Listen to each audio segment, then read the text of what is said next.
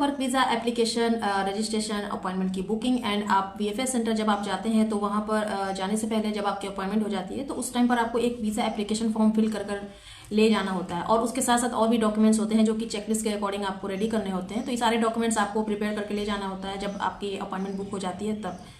तो कुछ व्यूअर्स को मेरे ऐसा कंफ्यूजन है कि जब अपॉइंटमेंट की डेट आती है तो उनको एप्लीकेशन फॉर्म जो फिल करके ले जाना है उस एप्लीकेशन फॉर्म को लेकर के कुछ कंफ्यूजन्स हैं कि कौन सा एप्लीकेशन फॉर्म फिल करके ले जाना है, क्योंकि वहां पर एक प्रिंट ऑप्शन आता है। तो प्रिंट को लेकर के कुछ लोगों को ऐसा कंफ्यूजन है जो कि मैं इस वीडियो में क्लियर करूंगी कि आप कौन सा एप्लीकेशन फॉर्म फिल करेंगे और उसके बाद उसका प्रिंट कैसे लेंगे। तो सब कुछ इस वीडियो में कवर होगा, तो आप फुल वीडियो वॉच करेंगे तो आपको समझ में आएगा स्टेप बाय स्टेप कि आपको कैसे करना है। तो स्टार्ट करते हैं आज का वीडियो। सबसे पहले आप सभी का वेलकम है आज के इस वीडियो में। उम्मीद है कि आप सब अच्छे होंगे और अपना ख्याल रखिएगा। तो स्टार्ट करते हैं कि स्टार्टिंग से प्रोसेस कैसे होता है। सबसे पहले तो आपको उस कंट्री में वर्क वीज़ा एप्लीकेशन करने के लिए आपको एक जॉब ऑफर चाहिए। जॉब ऑफर जब आपके हाथ में आता है तो जॉब ऑफर भी आपका जेन्युइन होना चाहिए कि आपको उस कंपनी की तरफ से ये जॉब ऑफर आया, ये सब कुछ आपको वेरीफाई करना होगा। जॉब ऑफर आने के बाद आपको एक एम्प्लॉयर मिलता है जो आपके बिहाफ पर वर्क परमिट अप्लाई करता है उस कंट्री में। देन वर्क परमिट अप्लाई करने के बाद जो 2 से 3 महीने का टाइम लगता है वर्क परमिट आपको मिलता है। देन आपका सबमिशन होता है। सबमिशन के बाद आपको रजिस्ट्रेशन फॉर्म फिल करना होता है उस कंट्री के लिए। जैसे ही आप रजिस्ट्रेशन फॉर्म फिल करते हैं 48 आवर्स के बाद आपके पास एक मेल आती है कि आपका रजिस्ट्रेशन जो है कंफर्म हो गया है। कंफर्म होने के बाद अब आप वीज़ा एप्लीकेशन फॉर्म को फिल कर सकते हैं। लेकिन ये एप्लीकेशन फॉर्म जो होता है प्रीलिमिनरी एप्लीकेशन फॉर्म होता है, इसमें ये फॉर्म आपको अपॉइंटमेंट बुक करने के लिए दिया जाता है। तो जो लिंक आपको आता है, जो मेल आती है, वहाँ पर एक लिंक होता है। उस लिंक को ओपन करेंगे तो आपके पास डेट्स ओपन हो जाएंगी। डेट्स को आपको देख करके उन डेट्स को फिल करके आप एप्लीकेशन फॉर्म को फिल कर सकते हैं। देन आप उसको मेल्स करेंगे। मेल्स करने के बाद आपके पास फिर से एक लिंक आएगा जो होता है आपका फाइनल वीज़ा एप्लीकेशन फॉर्म। उसमें सारी डिटेल्स आपको फिल करनी होती है, लेकिन ये डिटेल्स आप तब फिल करेंगे जब आपकी कंपनी की तरफ से आपके सारे डॉक्यूमेंट्स आप तक आ जाएंगे, क्योंकि उस फॉर्म में आपको सारी डिटेल्स फिल करनी होती है कि आपका वर्क क्या है, आपकी कंपनी का एड्रेस क्या है, आपकी कौन सी कंपनी है, आप कौन सा वर्क करेंगे, ये सारी डिटेल्स फिल करनी होती है। आपकी अपॉइंटमेंट बुक होती है, वहां पर एक लिंक आता है अपॉइंटमेंट के नीचे कि इस लिंक को आपको ओपन करके इस फॉर्म को फिल करना है। देन आपको उस फॉर्म को प्रिंट लेकर के या फिर डाउनलोड करके उसको आपको लेकर के आना है। जब भी आपको अपॉइंटमेंट की डेट आई होगी, आपके जस्ट उसके अपॉइंटमेंट डेट के नीचे एक लिंक होता है। उस लिंक को जैसे ही आप ओपन करेंगे, उस लिंक को ओपन करने के बाद आपके पास एक फॉर्म ओपन होगा। फॉर्म ओपन करने के बाद आपको सारी डिटेल्स फिल करनी है अकॉर्डिंग टू पासपोर्ट डिटेल्स। तो पासपोर्ट डिटेल्स के अकॉर्डिंग सारे फॉर्म को फिल करना है A to Z। बहुत ध्यान से आप उसको फिल कीजिएगा। देन वहां पर आपको डाउनलोड करने का ऑप्शन आएगा। नेक्स्ट करेंगे तो आपको प्रिंट या फिर डाउनलोड करने का ऑप्शन आता है। तो उसको आपको वैसे डाउनलोड करने का ऑप्शन नहीं आएगा, प्रिंट का ही ऑप्शन आएगा। तो प्रिंट करके उसको आपको लेकर के जाना है। तो इस फॉर्म को आपको बहुत ही ध्यान से फिल करना है, जैसे कि मैंने इस वीडियो में बताया है। तो फुल वीडियो आप ध्यान से देखिएगा कि आपको उस डिटेल्स में क्या क्या फिल करना है अपनी डिटेल्स के अकॉर्डिंग। मैं स्क्रीन पर दिखाती हूँ कि किस तरह से ये डिटेल्स आप फिल करेंगे अकॉर्डिंग टू योर पासपोर्ट। और उससे पहले आप इन बातों का ध्यान रखिएगा कि एम्बेसी की तरफ से जो भी मेल्स आती हैं उस मेल्स को आपको फॉलो करना है। देन आपको अपनी कंपनी की तरफ से सारे डॉक्यूमेंट्स आपको लेने हैं, क्योंकि जब तक आप ये सारे डॉक्यूमेंट्स नहीं लेंगे आप इन एप्लीकेशन फॉर्म को प्रॉपर तरीके से फिल नहीं कर पाएंगे। तो वीडियो अच्छी लगी तो लाइक शेयर कमेंट करना मत भूलिएगा। कोई भी डाउट है तो कमेंट सेक्शन में कमेंट कीजिए, उसका रिप्लाई आ जाएगा। और फॉर्म को कैसे फिल करना है अभी चलिए मैं स्क्रीन पर लेकर चलती हूँ और फुल वीडियो आप वॉच कीजिए। और जब भी आपको ये एप्लीकेशन फॉर्म फिल करना होगा तो इसको देख करके भी आप फिल कर सकते हैं। यहाँ पर आप देख सकते हैं आपके सामने ये एप्लीकेशन फॉर्म जो है नेशनल वीज़ा का, ये ओपन हो गया है। और यहाँ पर लिखा हुआ है this form enables only filling out and printing your visa application.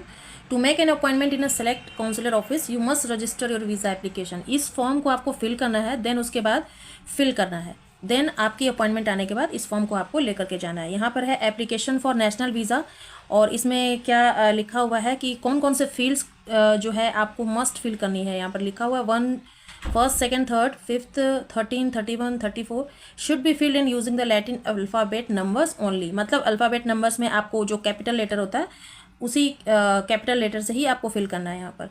तो यहाँ पर आ गया फर्स्ट में, यहाँ पर देखिए अपना पर्सनल डेटा यहाँ पर आपको फिल करना है, जैसे कि सरनेम लाइक हो गया, शर्मा है, गुप्ता है, भट्ट है, ये सब जो है सरनेम यहाँ पर फिल करना है। यहाँ पर है सेकंड में surname as at birth previously used surname. ये मोस्टली जो है जैसे कि कोई फीमेल हैं, उनकी मैरिज हो जाती है तो सरनेम चेंज हो जाता है, तो उनके लिए, बट जो सरनेम है वो सरनेम यहाँ पर फिल करना है। गिवन नेम जो आपका फर्स्ट नेम है वो गिवन नेम हो गया, वो फर्स्ट नेम आपको यहाँ फिल करना है। थर्ड में डेट ऑफ बर्थ आपको पता ही होगा, आपके date of birth, date month and year यहाँ पर फिल करना है। प्लेस ऑफ बर्थ फिल करना है, कंट्री ऑफ बर्थ फिल करना है, और उसके बाद यहाँ पर करंट नेशनलिटीज़ आपकी क्या है वो फिल करना है। यहाँ पर नेशनलिटी ऑफ बर्थ अगर कोई डिफरेंट है, सपोज आप पहले से इंडिया में रहते हैं या फिर किसी और कंट्री में जाकर वहाँ पर परमानेंट सेटल हैं, तो वो आपको नेशनलिटी यहाँ पर फिल करनी है। जेंडर में आपको मेल फीमेल जो भी हैं वो फिल कर सकते हैं।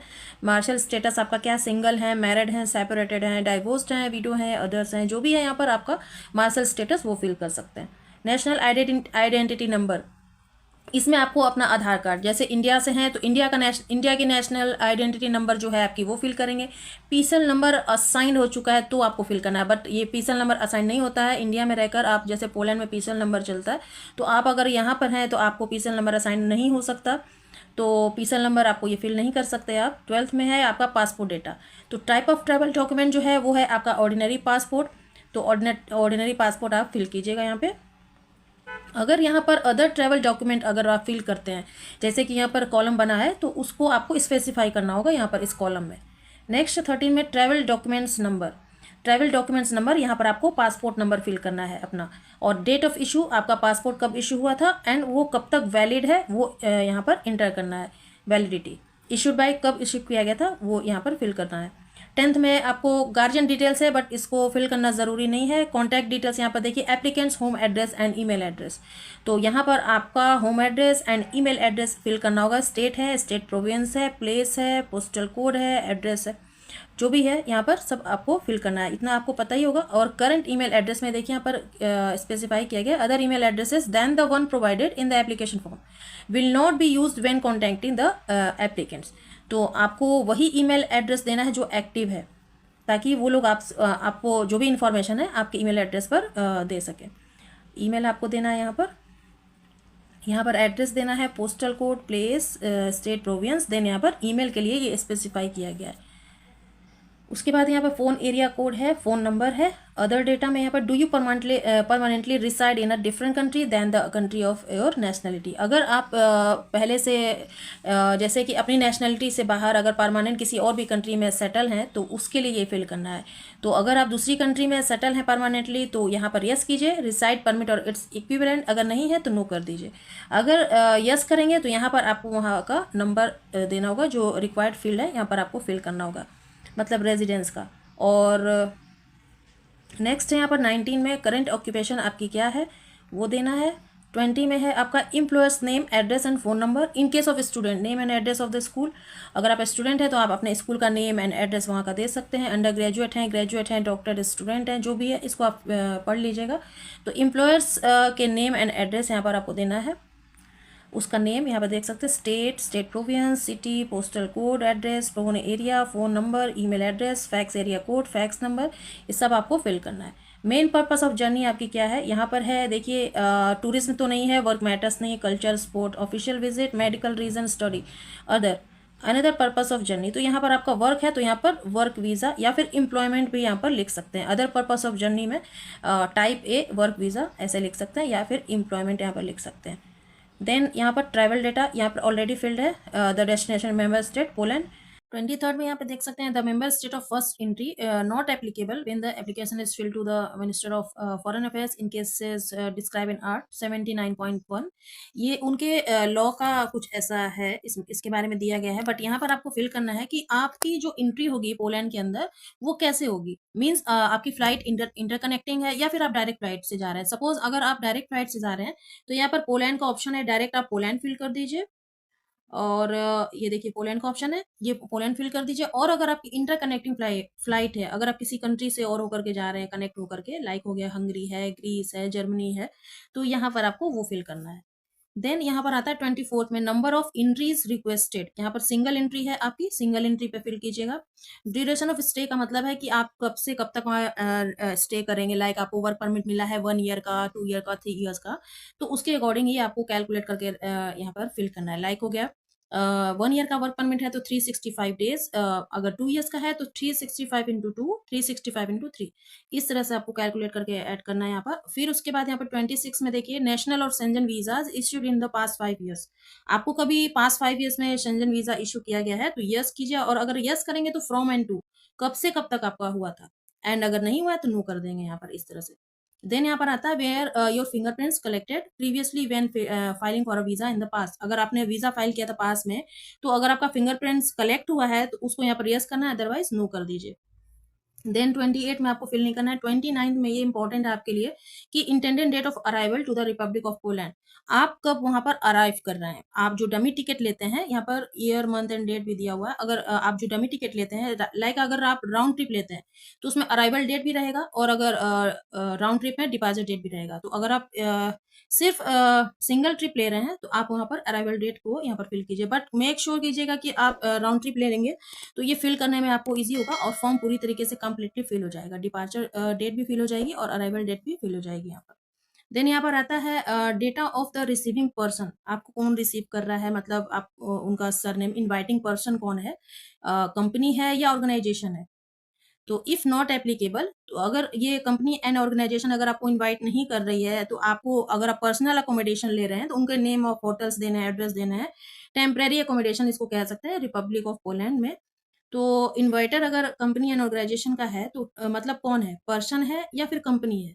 पर्सन अगर कोई कर रहा है तो यहाँ पर पर्सन की यहाँ पे पूरी डिटेल्स देनी है, name, given name, surname, country, place, postal address, building number, flat number, email address, phone area code, phone number. And अगर कंपनी या ऑर्गेनाइजेशन से कोई है तो यहाँ पर उनकी डिटेल्स डालनी है, जैसे कि नेम है, country, place, postal address, building number, flat number. Then उसके बाद surname and given name, work address, work telephone number and work email address, the contact person. जहां पर आपका वर्क है वहां पर जो कॉन्टैक्ट, जिस पर्सन का कॉन्टैक्ट है कंपनी ऑर्गेनाइजेशन का, उसका देना है यहाँ पर details.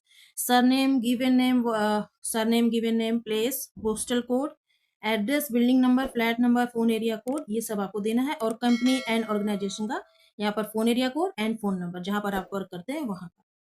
Then data of the person covering the expenses, means आपका जो लिविंग एक्सपेंसेस है वो कोई और कवर कर, ट्रेवल एंड लिविंग एक्सपेंसेस कौन कवर कर रहा है। Visa applicant to be covered by, खुद कर रहा है, जैसे कि एप्लीकेंट खुद कर रहा है, हिमसेल्फ और हरसेल्फ, या फिर कंपनी कर रही है, ऑर्गेनाइजेशन कर रही है। कंपनी कर रही है तो यहाँ पर स्पेसिफाई कर दीजिए रेफर टू इन फील्ड 31 और 32, ये फेल हो जाएगा ऑटोमेटिक। और अगर आप कर रहे हैं तो यहाँ पर सिर्फ एप्लीकेंट के लिए देना है, तो इस तरह से आप फिल कीजिएगा। और अगर अदर है, यहाँ पर अदर का भी ऑप्शन है, तो यहाँ पर इसको इस फील्ड को आपको फिल करना होगा। Means of support during your stay, आपको सपोर्ट कौन कर सकता है, मतलब कि कैसे आप सपोर्ट करेंगे, कैश से करेंगे, क्रेडिट कार्ड है आपके पास, प्रीपेड अकोमोडेशन है, या फिर covers all expenses during the stay, मतलब रहने के दौरान आप सारे एक्सपेंसेस को कवर करेंगे। ये सब इनमें से जो भी है आपके लिए वो आपको यहाँ पर टिक कर दीजिएगा। देन यहाँ पर ट्रेवल एंड हेल्थ इंश्योरेंस की वैलिडिटी कितनी है वो यहाँ पर इस कॉलम में आपको फिल करना होगा।